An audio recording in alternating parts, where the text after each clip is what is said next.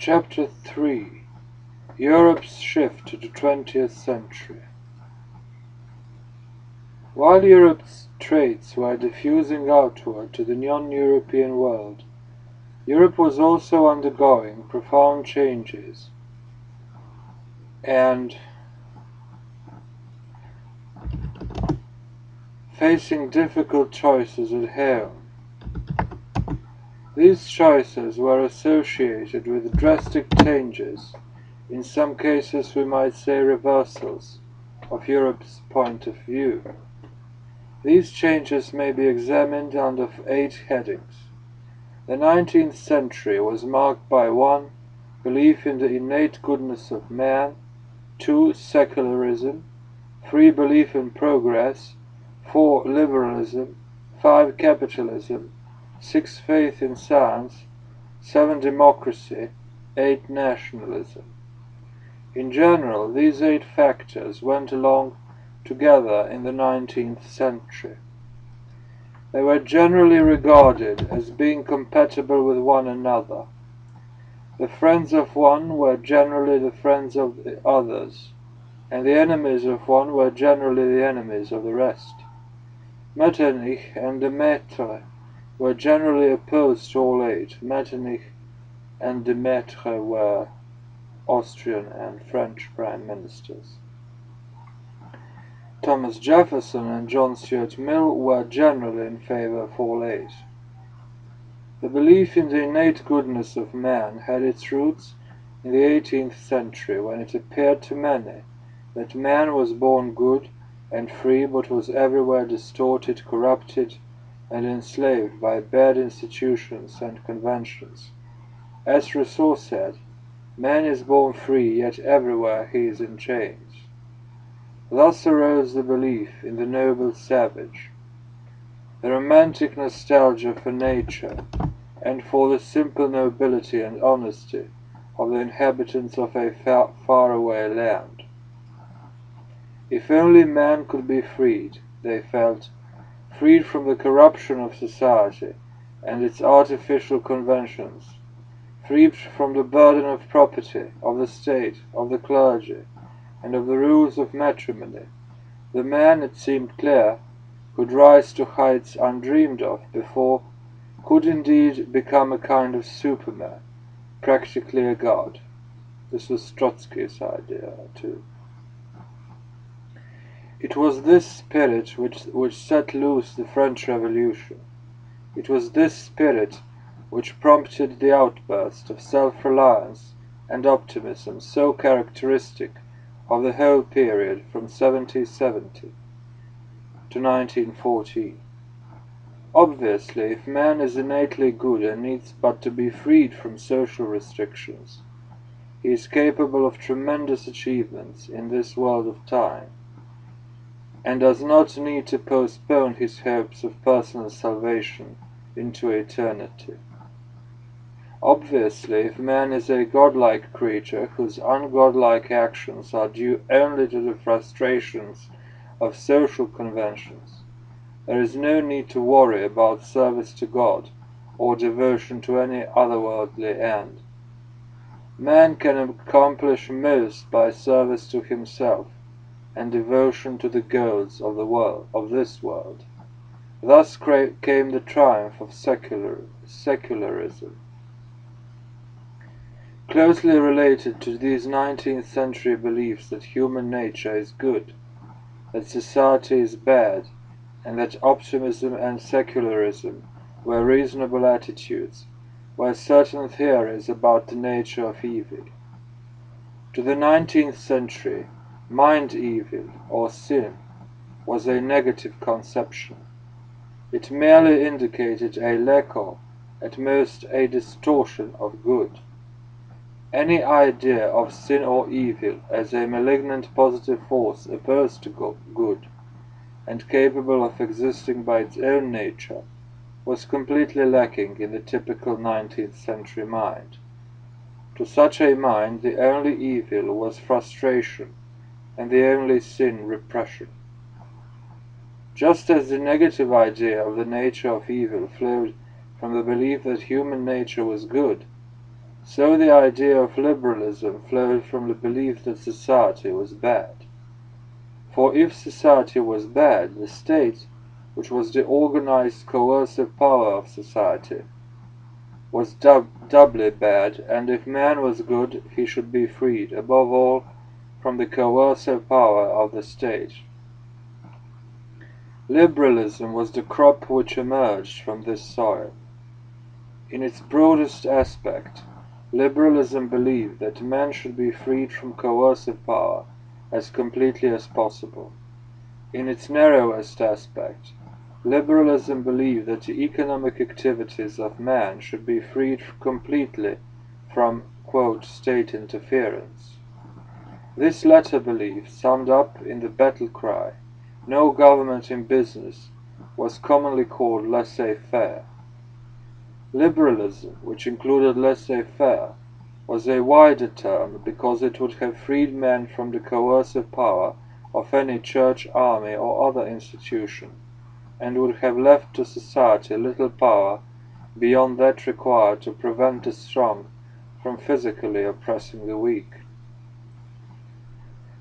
From either aspect, liberalism was based on an almost universally accepted 19th century superstition known as the community of interests. This strange and unexamined belief that held that there really existed in the long run a community of interests between the members of a society. It maintained that in the long run, what was good for one member of society was good for all, and that what was bad for one was bad for all. But it went much further than this. The theory of the community of interests believed that there did exist a possible social pattern in which each member of society would be secure, free, and prosperous, and that this pattern could be achieved by a process of adjustment, so that each person could fall into that place in the pattern to which his innate abilities entitled him. This implied two corollaries, which the 19th century was prepared to accept. One, that human abilities are innate and can only be distorted or suppressed by social discipline, and two, that each individual is the best judge of his own self-interest.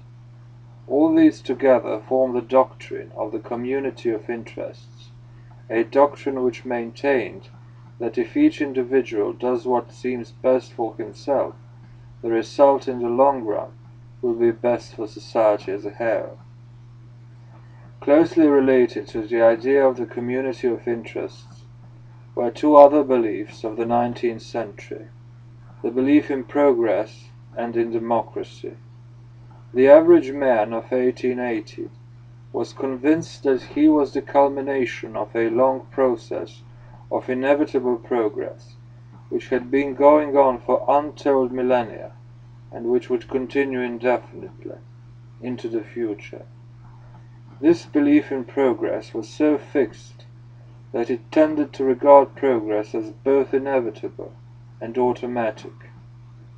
Out of the struggles and conflicts of the universe, better things were constantly emerging, and the wishes or plans of the objects themselves had little to do with the process. The idea of democracy was also accepted as inevitable, although not always as desirable, for the 19th century could not completely submerge a lingering feeling that rule by the best or rule by the strong would be better than rule by the majority. But the facts of political development made rule by the majority unavoidable, and it came to be accepted at least in Western Europe, especially since it was compatible with liberalism and with the community of interests. Liberalism, community of interests, and the belief in progress led almost inevitably to the practice and theory of capitalism. Capitalism was an economic system in which the motivating force was the desire for private profit as determined in a price system. Such a system, it was felt, by seeking the aggrandization of profits for each individual, would give unprecedented economic progress under liberalism and in accord with the community of interests.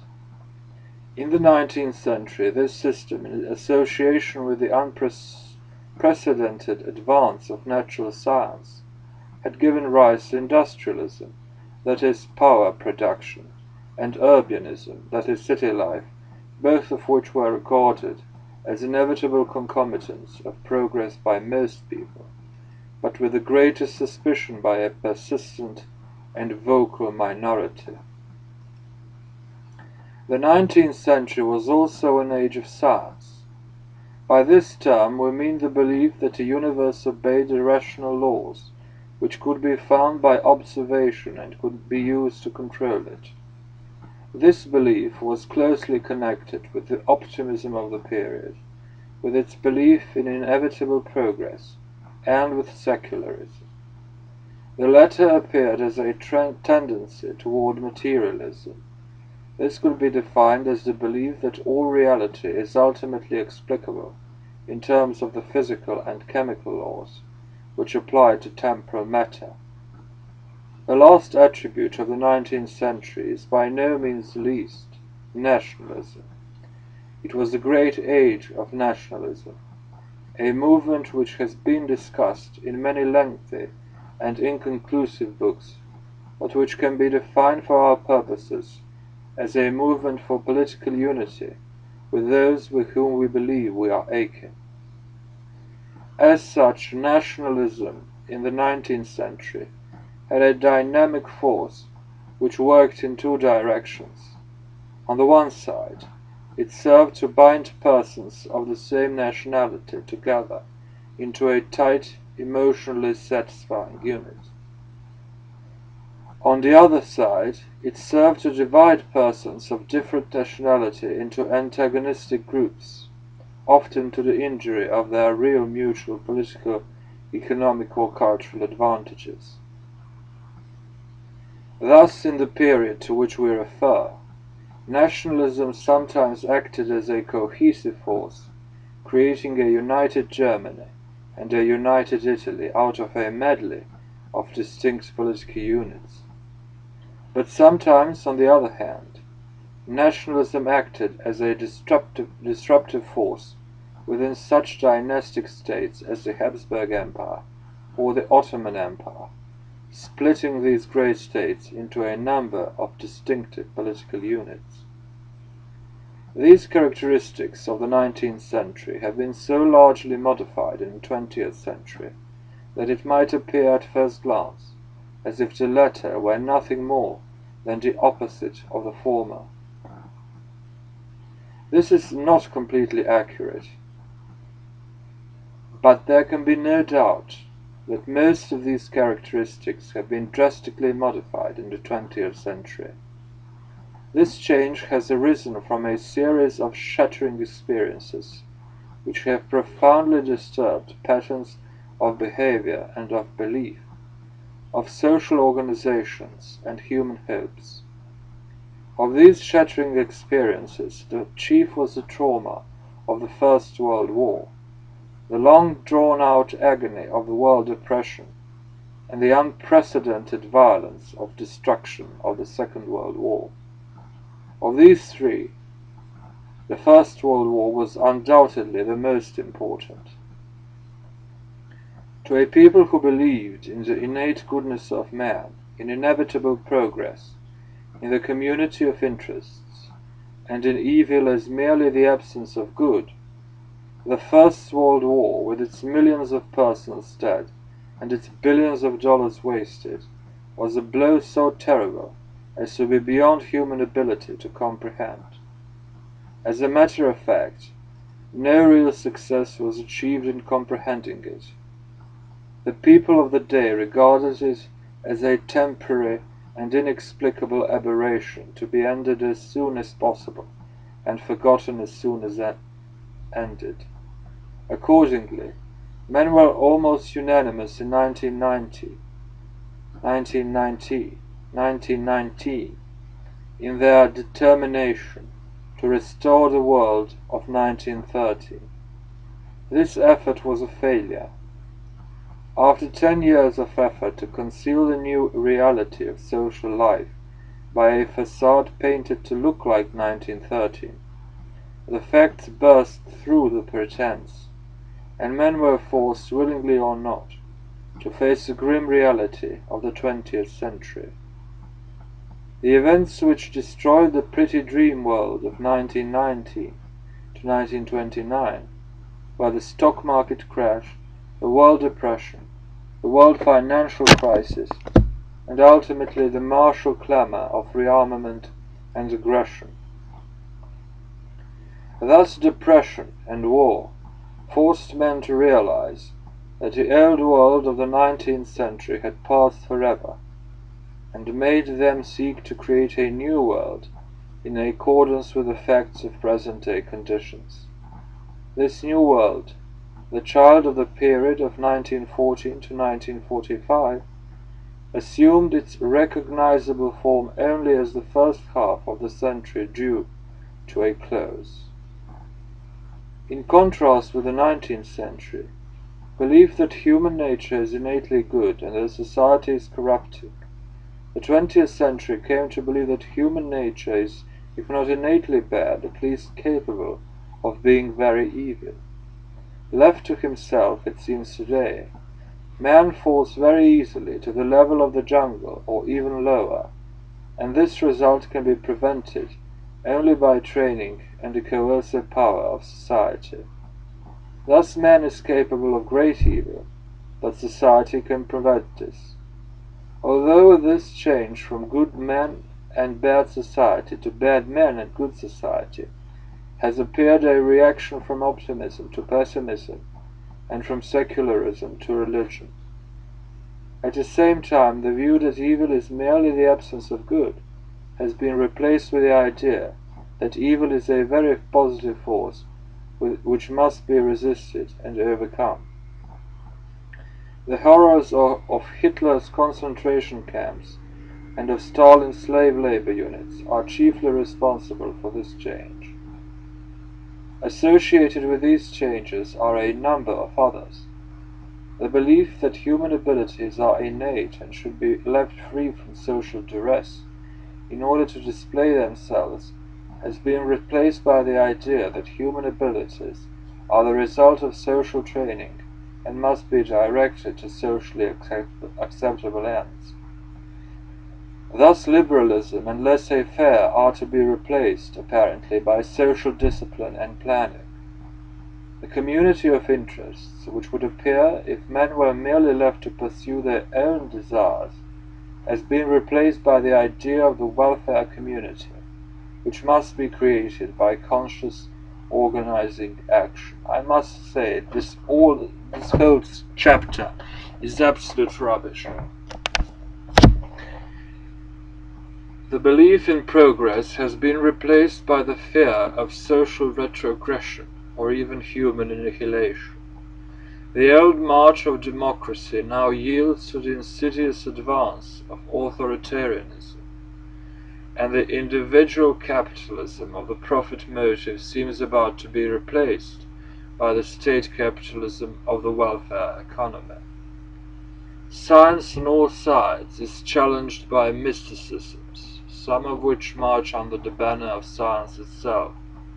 Urbanism has passed its peak and is replaced by suburbanism or even flight to the country, and nationalism finds its patriotic appeal challenged by appeals to much wider groups of class, ideological, or continental scope. We have already given some attention to the fashion in which a number of Western European innovations, such as industrialism and the demographic explosion, diffused outward to the peripheral non-European world at such different rates of speed that they arrived in Asia in quite a different order from that in which they had left Western Europe. The same phenomenon can be seen within Western civilization in regard to the 19th century characteristics of Europe, which we have enumerated. For example, Nationalism was already evident in England at the time of the defeat of the Spanish Armada in 1588. It raged through France in the period after 1789. It reached Germany and Italy only after 1815, because a potent force in Russia and the Balkans toward the end of the 19th century became a potent force in Russia and the Balkans toward the end of the 19th century, and was noticeable in China, India and Indonesia, and even Negro Africa, only in the 20th century. Somewhat similar patterns of diffusion can be found in regard to the spread of democracy, of parliamentary government, of liberalism and of secularism. The rule, however, is not so general or so simple as it appears at first glance. The exceptions and the complications appear more numerous as we approach the 20th century. Even earlier, it was evident that the arrival of the sovereign state did not follow this pattern. Enlightened despotism and growth of supreme public authority appearing in Germany and even in Italy before it appeared in France. Universal free education also appeared in Central Europe before it appeared in a Western country like England. Socialism also is a product of Central Europe rather than of Western Europe, and moved from the former to the latter only in the 5th decade of the 20th century. These exceptions to the general rule about the eastward movement of modern historical developments have various explanations. Some of them are obvious, but others are very complicated. As an example of such a complication, we might mention that in Western Europe, nationalism, industrialism, liberalism and democracy were generally reached in this order. But in Germany they all appeared about the same time. To the Germans it appeared that they could achieve nationalism and industrialism, both of which they wanted, more rapidly and more successfully if they sacrificed liberalism and democracy. Thus in Germany nationalism was achieved in an undemocratic way by blood and iron, as Bismarck put it, while industrialism was achieved under state auspices rather than through liberalism. This selection of elements and the resulting playing off of elements against one another was possible in more peripheral areas only because these areas had the earlier experience of Western Europe to study, copy, avoid, or modify. Sometimes they had to modify these traits as they developed. This can be seen from the following considerations. When the Industrial Revolution began in England and France, these countries were able to raise the necessary capital for new factories because they already had the agricultural revolution, and because as the earliest producers of industrial goods, they made excessive profits which could be used to provide capital. But in Germany and in Russia, capital was much more difficult to find, because they obtained the Industrial Revolution later, when they had to compete with England and France, and could not earn such large profits, and also because they did not already have an established agricultural revolution on which to build their industrial revolution. Accordingly, while Western Europe, with plenty of capital and cheap democratic weapons, could finance its industrialization with liberalism and democracy, Central and Eastern Europe had difficulty financing industrialism, and there the process was delayed to a period when cheap and simple democratic weapons were being replaced by expensive and complicated weapons. This meant that the capital for railroads and factories had to be raised with government assistance. Liberalism waned, rising nationalism encouraged this tendency, and the undemocratic nature of existing weapons made it clear that both liberalism and democracy were living a most precarious existence. As a consequence of situations such as this, some of the traits which arose in Western Europe in the 19th century moved outward to more peripheral areas of Europe and Asia with great difficulty, and for only a brief period.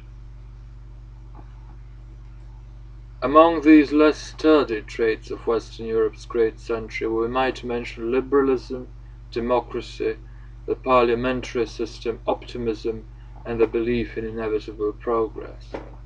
These were, we might say, flowers of such delicate nature that they could not survive any extended period of stormy weather. That the 20th century subjected them to long periods of very stormy weather is clear when we consider that it brought a world economic depression sandwiched between two world wars.